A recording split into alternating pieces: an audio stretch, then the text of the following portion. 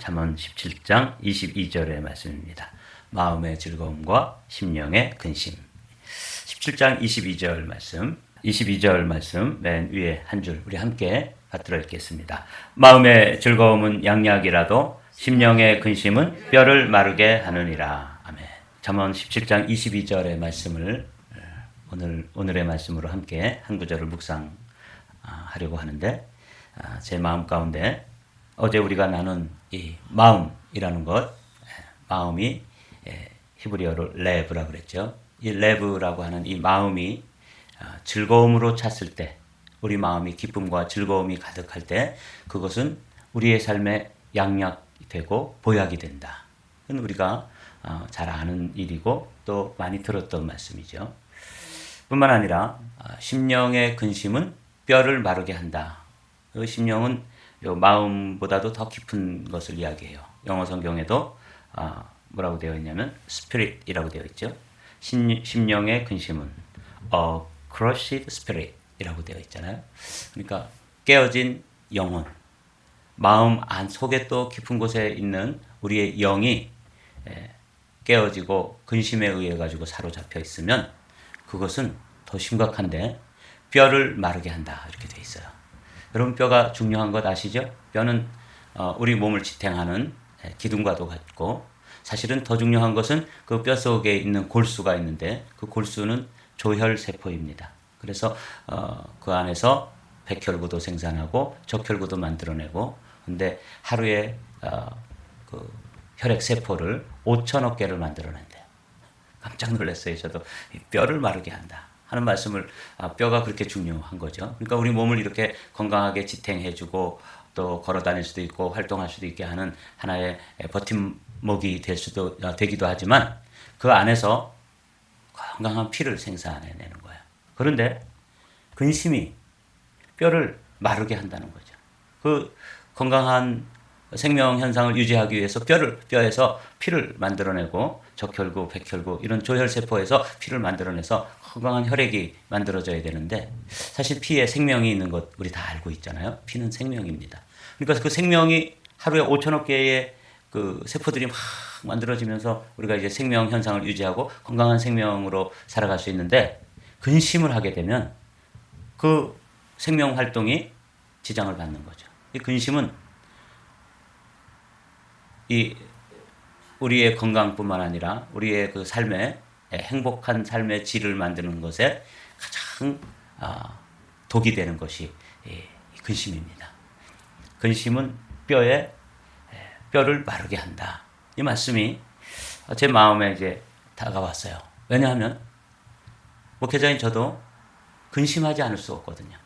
근심에 면제된 사람은 아무도 없어요. 그래서 그냥 목사도 근심하고, 장로님들도 근심하고, 권사님들도 근심하고, 집사님들도 근심하고, 이렇게 근심이 우리의 삶에 있어서 아주 가까이, 그리고 거의 필수적으로 우리가 근심하며 살게 되는데, 이 근심이 이렇게 우리의 삶의 행복을 갉아먹고 행복과 반대되는, 행복을 망치는 암세포와 같고 행복을 무너뜨리는 독버섯과 같은 것이 이 근심인데, 이 근심을 어떻게 해야 되겠는가? 이 제 마음속에 근심이 됐어요. 자, 근심이, 마음의 근심, 심령의 근심은 뼈를 마르게 한다. 공동번역으로 한번 읽어보실까요? 17장 22절의 말씀을 공동번역으로. 마음이 즐거우면 앓던 병도 낫고 속에 걱정이 있으면 뼈도 마른다. 이 심령을 속사람으로 이렇게 번역을 했는데 번역이 잘된 번역입니다. 속에 걱정이 있으면 뼈도 마른다, 이렇게 되어 있죠. 이 잠언서의 지혜자는 잠언 15장 13절에서도 같은 말씀을 하고 있어요. 한번 13절 위에 두 줄만 한번 읽어보죠. 마음의 즐거움은 얼굴을 빛나게 하여도 마음의 근심은 심령을 상하게 하느니라. 동일하죠? 예. 심령을 상하게 한다. 이 뼈도 마르게 되는데 그 마음속의 근심이 뼈도 마르게 하고 그 속사람을 상하게 하는데, 공동번역에서는 아주 더 직접적으로 번역을 했습니다. 즐거운 마음은 얼굴을 밝게 하지만 근심하는 마음은 너를 상하게 한다. 우리 자신을 해치는 거예요. 그 근심하는 사람, 그 심령, 그 마음속의 근심이 그 사람 자체를 영, 혼, 육 전인적으로 무너뜨리는 거예요. 이거 어마어마한 우리의 적이죠. 이 근심을 어떻게 다루고 근심을 어떻게 처리해야지만 우리가 건강한 삶을 아주 행복한 삶을 살 수가 있는 것이죠. 그러니까 이 솔로몬도 근심에 대해서 많이 묵상을 한 사람입니다. 그 지혜자가 근심에 대해서 그러니까 우리도 이제 오늘 아침에는 짧은 시간이지만 근심에 대해서 함께 지금 생각을 해보려고 그러는 거예요. 이 근심이 면제된 사람이 아무도 없다. 심지어 목회를 하는 저도 성도들의 문제라든지 또 성도들이 또 저에게 도전해오는 어떤 일들 뭐 이런 것들 또 우리가 교회 같은 경우는 이제 교회를 또 이전해야 되는 문제 이런 것들이 여러분들도 기도하시고 여러분들도 마음에 가지고 지금 생각을 하시지만 저는 그걸 가지고 이제 근심을 하는 거예요. 이거 어떻게 이렇게 안정되고 어떤 면에서는 그래도 익숙한 이 공간을 또 떠나서 어떤 공간으로 옮겨가야지 이 한마음 교회가 더 행복할 수 있을까? 이게 근심거리 아니에요? 기도 제목이면서 제게는 이 근심으로 자꾸 다가오는 거죠. 재정은 어떻게 충당이 될 것이며 또 성도들은 과연 옮겨간 곳이 결정된다면 거기에 대해서 만족해하고 행복해할 것인가? 그리고 그 옮겨간 곳이 이제 이곳보다는 넓은 곳인데 넓은 곳일 텐데 그럼 그곳에서 정말 또 계속 지금처럼 성도들이 더 많이 모여들 것인가? 이런저런 생각이 뭘로 다가와요? 근심으로 다가오는 거죠. 이게 이제 저도 이 근심에 면제되지 않았어요. 그런데 이 근심이 너를 상하게 할 뿐만 아니라 뼈를 마르게 한다 그러니까 이거 좀 잘 극복해야 되고 근심을 잘 관리해야 되고 다뤄야 되는 문제인 것이죠. 오늘 아침에는 그래서 마음의 즐거움보다 이 근심이 더 직접적인 문제구나. 왜? 너를 상하게 하고 심령을 상하게 하고 뼈를 마르게 하고 그렇게 하니까 이게 굉장히 중요한 문제 아니겠어요? 이거 보십시오. 잠언 3장 6절에서 8절도 같은 말씀이 기록되어 있습니다. 너는 범사에 그를 인정하라. 그리하면 내 길을 지도하시리라. 스스로 지혜롭게 여기지 말지어다. 여호와를 경외하며 악을 떠날지어다. 이것이 내 몸에 양약이 되어 내 골수를 윤택하게 하리라. 여기 보니까 이 근심 대신 뭘 하라 그러냐면 하나님을 경외하라고 되어 있어요. 그러니까 근심을 이겨내는 방법 중에 하나가 믿음인 것이죠.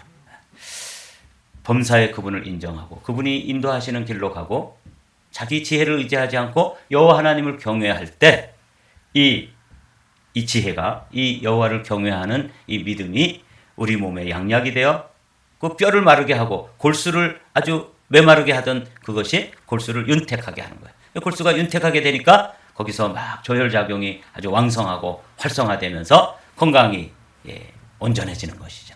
그래서 이게 굉장히 중요한 문제이겠다. 이런 생각을 하면서 오늘은 근심을 극복하는 방법을 다양한 방법이 있겠죠. 의학적으로도 또 심리적으로도. 근데 오늘 우리는 기도하는 사람들이니까 이 근심을 이겨내고 근심을 극복하는 그런 말씀을 오늘은 말씀을 나누려고 그래요. 오늘 이 말씀을 좀 잘 여러분들이 마음에 새기면서 함께 말씀으로 들어가겠습니다. 첫 번째 근심을 이기는 첫 번째 방법은 하나님의 말씀, 하나님의 명령에 순종하는 것입니다. 뭐라고 되어 있냐면 요한복음 14장 1절 다 같이 읽어보겠습니다. 뭐라고 명령하는지 시작. 너희는 마음에 근심하지 말라. 하나님을 믿으니 또 나를 믿으라. 근심하지 말라라고 명령이 되어 있죠. 어떤 사람이 아주 유명한 의사를 찾아와서 상담을 했습니다. 이 사람은 어떤 습관이 있냐면 그냥 앉으면 종이를 이렇게 계속 찢는 거예요. 불안해가지고 종이를 푹푹 찢는 그런 습관이 있는 거예요. 그래서 그 유명한 상담가에게 와서 이제 상담을 했는데 그 의사가 첫날에 이제 옛날에 어떤 상처가 있었는지 가족의 어떤 이력은 어떤 것인지 그래서 그 근원을 찾아서 이렇게 이야기를 해주고 충고를 해줬습니다. 근데 아무 소용이 없는 거예요. 그러면서 또 그 다음에 와서 또 종이를 계속 찢는 거예요. 그 다음에 또 심리학자니까 또 이런저런 원인을 찾고 심리적으로 분석을 하고 그래가지고 또 상담을 해줬는데도 여전히 불안해서 푹푹 찢고 앉아 있는 거예요. 그럼 어떻게 하면 좋아요? 근데 이제 이 의사가 이렇게 이야기했다는 거야. 종이를 찢지 마세요. 그렇게 딱 명령을 했는데 그냥 그 말에 그래 내가 왜 종이를 찢고 앉아있지? 그래서 그 말을 그대로 받아들이고 종이를 찢는 일을 멈췄다. 이런 이야기를 들었어요. 여러분 근심하지 말라 하고 주님께서 말씀하시면 그 말씀의 명령에 뭐 하는 거예요? 순종하는 거예요. 복종하는 거예요. 제가 그래서 오늘은 복종하라 조금 강한 단어를 사용했습니다. 여러분, 너희는 마음에 근심하지 말라 이렇게 주님께서 말씀하시면 그냥 뭐 종이를 찢는 원인이 심리적으로 어떤지, 옛날에 상처는 어떤 상처가 있었는지, 가족의 병력은 어떤지 이런 거 아무리 분석해가지고 설명해주고 해줘도 그거 안 되는 거예요. 계속 종이를 찢고 앉아 있으니까 좀 상담하는 사람도 답답했겠죠. 그럴 때 이렇게 명령을 했다는 거예요. 종이를 이제 그만 찢으세요 라고 강한 어조로 명령했을 때 그게 그냥 스탑이 됐다는 거예요. 제가 그 이야기를 들으면서 근심도 마찬가지겠구나. 너희는 마음에 근심하지 말라. 하나님을 믿으니 또 나를 믿으라. 나 턱 믿고, 예수님께서 제자들에게 하신 말씀이잖아요. 나 믿고 근심하지 마. 그거 내려놔 라고 명령하면 그냥 그 말씀에 그래, 우리가 어차피 뭐 근심거리 이거 내가 해결할 수 없는 거라면 주님이 처리해 주십시오. 그리고 주님께 턱 맡기고 그 다음에 단잠을 자는 것이죠. 명령에 복종하라. 한번 읽어볼까요? 시작. 명령에 복종하라. 주님이 그렇게 명령하시니까 나는 근심하지 않기로 결단하는 거예요. 이게 근심에 대해서 뭐 우리가 분석을 하고 또 심리적으로는 어떻고 이건 뼈가 마르고 또 골수가 윤택해지고 뭐 이런 거 여러 가지로 이야기할 수 있지만 근심을 다루는 첫 번째 방법은 뭐냐면 주님이 근심하지 말라 그러면 근심하지 않는 것입니다. 이게 어떻게 보면은 좀 단순 무식해 보이지만 단무지 같이 보이죠. 그런데 이게 사실은 근심을 이겨내는 첫 번째 방법입니다. 오늘도 여러분, 주님께서 근심하지 말라 하시니 나는 근심하지 않기로 주님의 말씀에 순종하고 복종하기로 결단한다. 이러면 되는 거예요. 아주 심플하죠? 여러분, 말씀은 단순합니다. 그리고 나 믿어. 또 나 믿지 않냐? 믿습니다. 이러면서 계속 근심하고 있으면 그 말씀에 순종하지 않는 것이 되는 것이니까 오늘 아침에 아주 좀 단무지 같은 말씀인데 여러분들이 이 말씀을 마음속에 새기십시오. 아주 중요한 원리입니다. 근심을 이겨내는 첫 번째 원리, 그냥 말씀을 턱 믿고 말씀에 순종하고 복종한다. 이거예요. 너희 중에 누가 염려함으로 그 키를 한 자나 더 할 수 있느냐. 이 염려, 제가 이제 이 근심에 대해서 말씀을 생각하다가 제가 어릴 적 생각을 했습니다. 제가 어릴 때 다른 친구들은 이제 초등학교 때 비슷비슷하게 자라나다가 한 5학년, 6학년 되니까 쑥쑥 자라는 친구들이 있더라고요. 그래서 비슷하게 뭐 그냥 도토리 키재기로 이렇게 자라나다가 어떤 녀석은 한 6학년 때 막 15cm, 20cm 쑥 자라가지고 중학교 갈 때는 목소리도 달라지고 아주 어른처럼 되는데 저는 안 자라는 거예요. 여기 있는 분도 그런 분이 있으셨다고 그랬는데 제가 학교에서 이렇게 키 순서로 세워놓고 이제 번호를 정하잖아요. 전통의 5번입니다, 제가. 뭐 그 이상을 제가 넘어본 적이 없어요. 물론 그 앞으로 간 적도 없지만 하여튼 늘 5번을 제가 많이 했어요. 그래서 그 키가 안 자라는 게 염려가 됐어요. 특별히 이제 중학교를 가고 이렇게 고등학교를 이렇게 가는데 다른 친구들은 막 키가 자라가지고 1m 70도 되고 1m 75도 되고 막 어떤 녀석 1m 80도 되고 이래가지고 키가 막 크고 제 친구 중에 한 사람은 강원도 헤비급 태권도 대표예요. 그러니 뭐 얼마나 크겠어요. 그 친구하고 저하고 같이 걸어가면 진짜 고목나무에 매미 붙은 것 같지 않겠어요? 이렇게 키가 안 자라니까 고민이 되고 특별히 이제 이성에 이렇게 사춘기가 돼서 이성에 이렇게 눈을 뜨고 예쁜 여학생들하고 사귀어보고 싶고 그런데 예쁜 여학생들이 누구한테 관심을 가지냐면 키가 크고 번듯한 친구들에게는 관심을 가지고 그러는데 저처럼 아주 작고 보잘것없는 사람한테는 눈길도 안 주는 거예요. 그러니 얼마나 걱정이 됐겠어요. 그런데 제가 그때 교회를 다녔거든요. 이 마태복음 제가 이제 성경 이렇게 제대로 된 성경 못 사고 군인교회 다녔는데 조그만 신약만 나와 있는 거 국제기도원협회에서 이렇게 기증을 한 그 성경을 한 권 가져가도 되냐 그러니까 우리 군종 선생님이 가져가도 된다 그랬어요. 그래서 읽는데 이 말씀이 있는 거예요. 마태복음 6장이니까 거의 앞부분이잖아요. 너희 중에 누가 염려함으로 그 키를 한 자라도 더 할 수 있겠느냐? 이거 염려한다고 되는 일이 아니구나. 고등학교 때 이 말씀이 엄청나게 은혜를 받았어요. 그래가지고 제가 이제 대학원을 졸업하고 장교 시험을 보러 갔는데 제가 염려를 한 게 뭐였냐면 그래도 이 시험관이 내가 너무 키가 작아가지고 뭐라 그러면 어떻게 하나. 근데 염려했던 게 현실이 된 거예요. 시험관이 두 명이 앉아있는데 하나는 해군 대령이고 한 사람은 해병대 대령이 두 사람이 앉아있더라고요. 근데 해병대 대령이 제가 이제 해병대를 지원했으니까 이렇게 물어보는 거예요. 자네는 장교가 되기에 너무 키가 작다고 생각하지 않나? 이게 아주 그냥 제가 고민하고 염려했던 걸 그냥 콕 집어가지고 질문을 하더라고요. 제가 뭐라 그랬겠습니까? 제가 이렇게 대답했습니다. 섭섭합니다. 그 대령 앞에서 제가 대학생일 때 그렇게 대답했어요. 섭섭합니다. 나폴레옹은 키가 1m 58이었는데도 유명한 포병 장교가 되고 한 시대를 호령했습니다. 저는 키가 1m 63.5입니다. 그러므로 저는 장교가 될 수 있는 충분한 조건을 갖추고 있다고 생각합니다. 그러면서 그 사람의 눈을 째려봤어요. 그랬더니 그 해병대 대령이 뭐라고 하냐면 그래? 두고 보자. 이렇게 말하더라고요. 두고 보면 어떻게 된 거예요? 합격된 거예요. 제 마음속에 얼마나 기뻐요. 두고 보자? 오케이. 그러면 뭐 다 된 거잖아요. 그런데 정말 나중에 면접뿐만 아니라 체력장, 그다음에 필기시험 다 통과하고 나중에 가면은 뭐까지 하냐면 신원조회까지 해요. 왜냐하면 이게 어떤 그 조상이나 집안에 불온한 사상을 가지고 있는 사람을 장교로 세워놓으면 큰일 아니에요. 그러니까 뭐 신원조회까지 다 하게 되고 이렇더라고요. 사랑하는 성도 여러분, 제가 염려했던 것 중에 이 말씀이 저에게 아주 말씀으로 다가왔어요. 너희 중에 누가 염려함으로 그 키를 한 자라도 더 할 수 있겠느냐. 여러분, 우리가 염려한다고 안 되는 일은, 염려해도 안 되는 일은 주님께 맡기고 염려하지 말라 하는 말씀에 순종하게 되시기를, 복종하게 되시기를 주님의 이름으로 축복합니다. 아멘. 두 번째로 보십시오. 그러므로 염려하여 이르기를 무엇을 먹을까, 무엇을 마실까, 무엇을 입을까 하지 말라. 이거 하지 말라 그랬는데 우리가 염려하잖아요. 이는 다 이방인들이 구하는 것이에요. 다 같이 있습니다. 너희 하늘 아버지께서 이 모든 것이 너희에게 있어야 할 줄을 아시느니라. 이게 이제 염려하지 말라는 명령에 대한 우리의 순종, 또 더 나아가서는 군인처럼 복종하게 되는 첫 번째 원리입니다. 염려를, 근심을 이기는 첫 번째 원리. 두 번째는 뭐냐면 염려 대신 말씀을 묵상하라. 여러분, 오늘도 너희는 마음에 근심하지 말라. 하나님을 믿으니 또 나를 믿으라. 이런 한 구절을 오늘 받았잖아요. 그러면 근심이 찾아올 때마다 뭘 하는 거예요? 말씀을 계속, 염려를 묵상하는 대신 뭘 묵상하는 거예요? 말씀을 묵상하는 거예요. 일단은 염려를 멈추라. 염려하지 말라 하는 말씀에 순종하고, 두 번째로는 근심이 채워지는 그 공간에, 내 마음의 공간에 근심이 채워질 때 거기에 뭘로 채우는 거예요? 말씀으로 채우게 되시기를 주님의 이름으로 부탁을 드립니다. 이게 원리예요.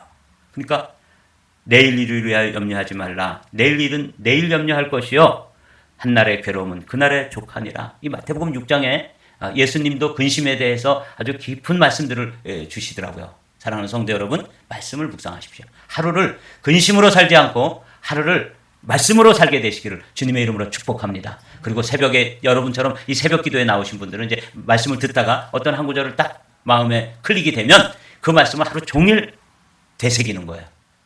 제가 어렸을 때 소를 이렇게 밖에다 내다 놓으면 소가 가만히 있지 않고 탁 누워가지고 따뜻한 봄볕에 뭐 해요? 되새김질을 해요. 꿀꺽 올려가지고 질겅질겅 씹다가 다시 두 번째 위로 보내고, 세 번째 위로 보내고, 네 번째 위로 보내고. 그래서 말씀을 계속 묵상하면 근심이 우리 안에서 묵상되어지고, 근심이 충만해지고, 근심이 차오르는 대신 말씀이 묵상되어지고, 말씀이 충만해지고, 말씀이 차오르게 되는 현상을 경험하게 될 줄로 믿습니다. 이 근심을 이기는 두 번째 방법입니다. 명령에 복종하라, 말씀을 묵상하라. 뭐 대신? 염려 대신.